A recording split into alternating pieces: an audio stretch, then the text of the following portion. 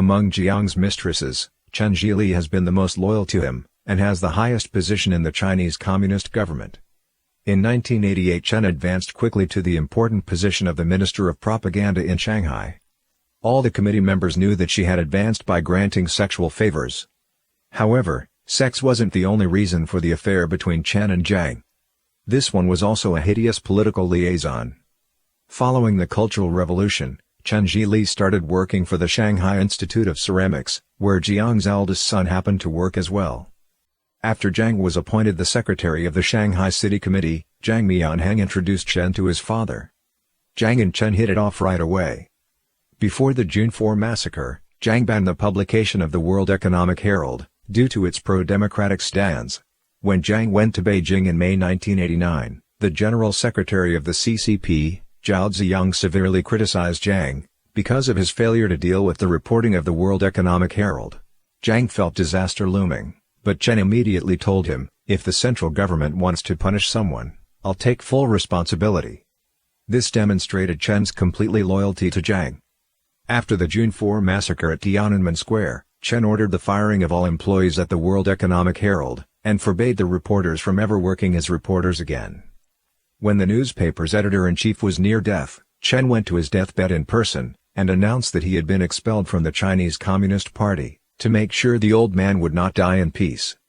After Jiang started working in Zhongnanhai, he wanted to bring Chen to Beijing, and give her an important position. But he did not get his wish, because of the former head of the organization department Song Ping and other leaders of the CCP objected.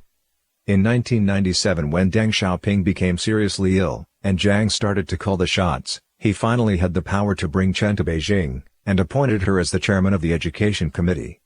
In the first meeting of the Education Committee that Chen chaired, she was so eager to discredit the sex scandal, that she began her speech by saying that she was in a perfectly happy marriage, and perfectly in love with her husband. The committee members were dumbfounded by her extreme digression from the subject at hand. Her ploy backfired and made her indecent relation with Jiang all the more obvious. In 1998, Jiang appointed Chen to be the education minister. The presidents of several dozens of universities, including the most prestigious Tsinghua and Beijing universities, called Chen the Chinese rowing ambassador in Europe and America, because she had done nothing but traveled all around the world at the taxpayers' expense. Chen had repeatedly faced the dangers of impeachment. At one time, over 1,200 professors from more than 80 colleges and universities presented a joint letter to the Chinese central government urging reform the dangerously crippled education system right away. Finally, Chen left her post. But with Jiang's protection, she only moved higher, and became the state counselor at the state council in charge of the nation's and the military's education because that's what Jiang wanted. Of the 32 groups of the representatives, 27 strongly objected to having Chen as a state counselor. The field of education is supposed to be a pure land for developing future generations of Chinese citizens. But Chen promoted the concept of long-term economic investment in China's education system. As a result, schools became diploma mills, and they began to increase tuitions arbitrarily. The business of forging diplomas, as well as the demands for purchased diplomas, has gradually become the norm in China.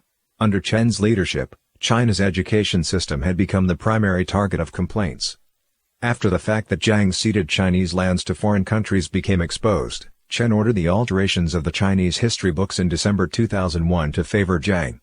In the new version of history textbooks for high schools, Yue Fei and Wen Yanqiang from the Southern Song dynasty are no longer revered as patriots. But Li Hongzhang, the traitor, in Qing dynasty is revered as a patriot. Even in the face of fierce opposition, Chen inverted the fact and nature of right and wrong, in order to defend Jiang's treachery from public criticism. Politically, Chen used education as an important means to secure Jiang's regime. She started brainwashing Chinese students as early as elementary school. She ordered students in elementary schools and high schools to sign petitions supporting Jiang's policy of persecuting Falun Gong. In doing so, Chen spread lies and seeds of hatred in students' young minds. During the 7 years that Chen was the Minister of Education, she stopped at nothing to destroy China's already crippled education system, and poison the minds of China's youth. Because of her depraved education reforms, the quality of the education continued to fall, as did the morality of school teachers. The morality level at high schools and colleges had fallen to new lows, as having sex with prostitutes, gambling, and cheating on exams, had become very popular. Chen would run education like a manufacturing business, and promoted the selling of education as merchandise. The promise of 9 years of obligatory education had completely disappeared because of her. In addition, Chen increased the quota for each college, and raised the tuition rate in order to increase revenue. She also encourages college professors to do more money-generating research. As a result, the professors neglected their students' education, causing the quality of college graduates to deteriorate, and have difficulty finding a job. Jiang wanted to place people in his faction in the military to further secure his power. In 2003, he nominated Chen to be part of the Central Military Commission, and become involved in the national defense and military education. However, the plan was discarded because of the large disparity of opinions. Many high-level leaders in the military despise Chen, and call her behind her back, Slut Chen.